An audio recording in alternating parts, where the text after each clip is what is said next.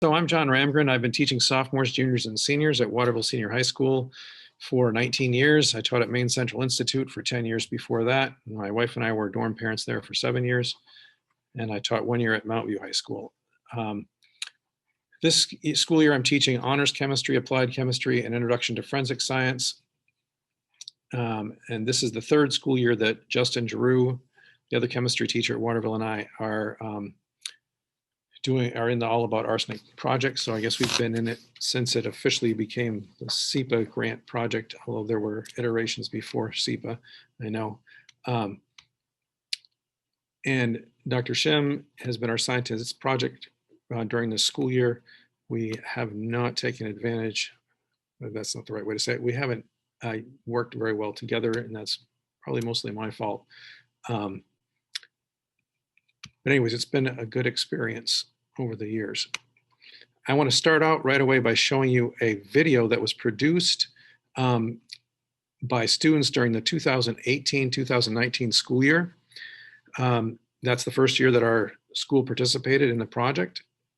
Students were in the Mass Media Communications program at Mid-Maine Technical Center, which is the vocational school attached to Waterville High School. And the video ended up being, it was part of a Maine Public Television, it was a segment on Maine Public Television in this program, Maine Spring Alive, Science, Nature, and You. And it was on the air in March of 2019.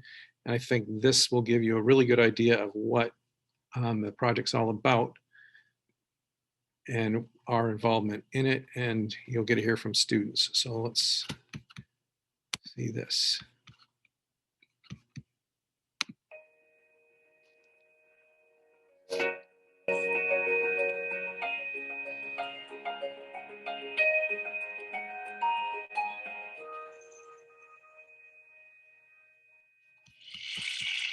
Across Maine and New Hampshire, high school students and their teachers are taking part in a citizen science study led by Mount Desert Island Biological Laboratory in Dartmouth College.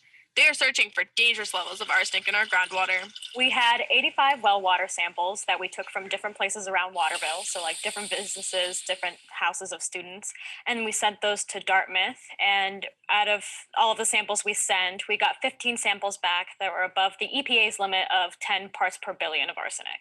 It turns out arsenic is really the most dangerous element to have in drinking water. It can have these really profound effects on your health. It can cause cardiac problems. It can cause cancer over time. We're learning that it can affect the developmental neurobiology of children and can affect IQ. So we're sending each of the houses with a zero water filter, and that's supposed to help filter out the arsenic, and then we're retesting those houses to see if anything's changed. So normally getting full house filters for the arsenic is very expensive, and it can be up in the thousands. We purchased this filter. It's called Zero Water. It's about $20, and it's very affordable for people. It filters out the arsenic in the water, so it's safe for people to drink. This allows our students to participate in real science that matters. It's not just a lab exercise. The data is important for people. By adding a community component and getting students really excited to learn, I think will carry over into other aspects of what they're doing in school.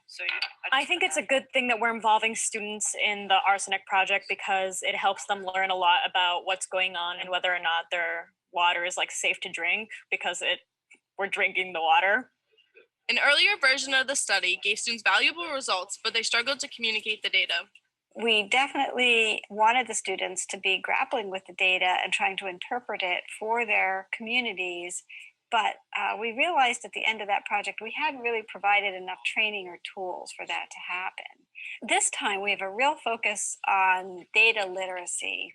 How can we help people grapple with numbers? It's not just textbooks and that stuff. It's taking it to labs and going out and finding research, and we're contributing to the society and making people aware that 25% of our water had arsenic in it. Well water had arsenic in it. I hope that young people feel empowered by this project, that they realize that one person can make a difference, that they can, by getting involved and being serious about the work and following through and communicating what they're finding, that they are serving a good purpose in their community, that they are perhaps saving someone's life. I love being a part of the study. I think it's very helpful for the community. I think it's fun. You know, you're going out, you're doing something, you're realizing that there might be a problem with their water that could be affecting people, and you're helping them and figuring out ways to make it safe for them to drink.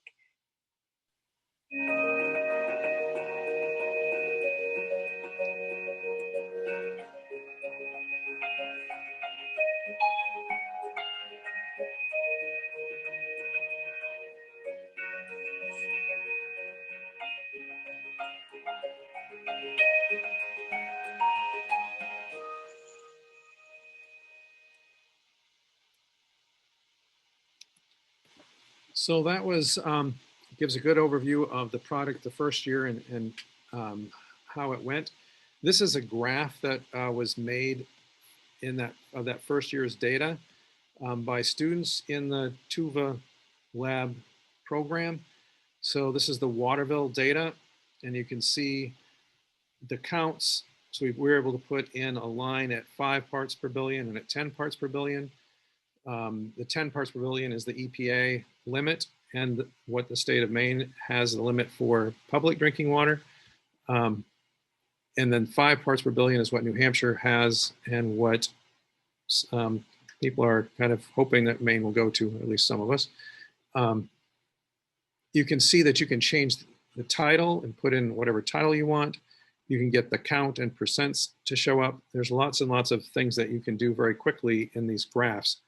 And working with the data in a relatively quick way helps you to actually be able to use the graph as a tool rather than spending most of your time. If you teach high school, even high school kids, it takes a long time to make a graph that has, what is this, 200 some points to get that on there and get it looking right. And kids can do this in a matter of a couple of minutes. I'm going to show you that in just a second here. So this is all of our data to date. We have 134 wells, or 66.3%, that are below 5 parts per billion. I think it's 28 is the number there. It's kind of on top of it. 13.9% that are between 5 and 10, and then 40 wells, 19.8%, that are above 10. So there's definitely a significant problem. Here is the arsenic versus well type for 2021. So this year's data graph.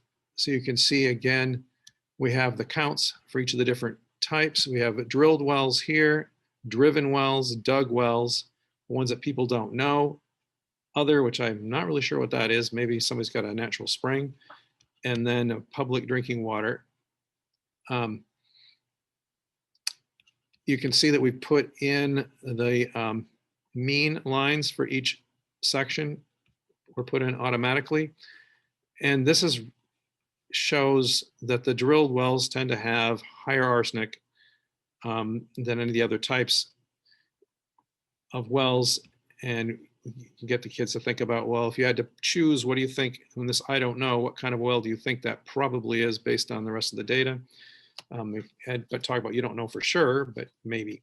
So you can have some conversations around that. And then there are 28 attributes for each point, and you can basically graph anything against anything in those attributes. And there's a lot of graphs you can make that are meaningless. Kids aren't used to doing that. Anytime, usually in a science class, that you're going to make a graph, you're not going to have kids make graphs that don't have meaning. So they're expecting anytime that they put numbers on a graph that it's going to have some kind of a trend or something meaningful. Well, here you can make a whole lot of graphs that don't show really any correlation at all. Like arsenic and copper here is not a whole lot. Another one that a student made here, arsenic and lead. Here I would expect to maybe see some. And I think if they clean this up, maybe if we looked at some of the shallower well types, we might see that, because lead arsenate was one of the compounds that was used as pesticide. So you might expect to see a correlation there, but there still isn't really showing a whole lot in that data. Another thing that you can do in TUVA labs is make maps. So here's the map of just the Waterville data, similar to what was in Anna's presentation. You can see some of our points are coming from a ways away because we have kids with camps or relatives. They were told it could be anywhere in Maine or New Hampshire. And so we have some, all the way up here. I think that's Arsenic.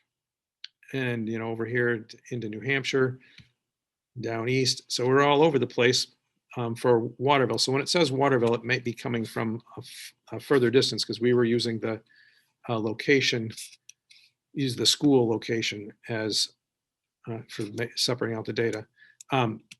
You can zoom that map in then and get closer and closer yet, but you have to take all these points with a grain of salt because they are blurred out a ways so that you can't zoom in and say, well, it's that house. It's not that accurate to preserve anonymity for people. But the students do find that interesting. The go-to website as a teacher is the All About Arsenic site. We're also using Tuva Lab and All About Arsenic, on Anecdata. Let's look at the All About Arsenic site. I think this is going to work. There we are. So if we go here, there's a lot of helpful stuff here for teachers, for anybody involved in it. John, we're not seeing the slide. We're seeing your slides versus the website. All right, let's see if I can make that happen. Shoot. We've got about 2 minutes left, John. All right, well, then I'll skip that. So we tried duckweed experiment the first year where we had different levels of arsenic from 0 to 100 parts per billion in the water. And we didn't get very good results because we weren't controlling for a lot of things. So we bought these new seed sprouters with lights, and they came right before we shut down last year. So this year we tried them and our lights were too strong. We killed everything even faster. So we're now trying it again, not worrying about arsenic, but just trying to get our level set so we can grow some duckweed well. We also this fall then tried to do Messalonsky stream testing. Some things worked well. We had a bunch of vernier probes, so temperature and conductivity worked well. We had 4 different ion probes, and those did not work well. This graph is like the only one that even came close to actually working.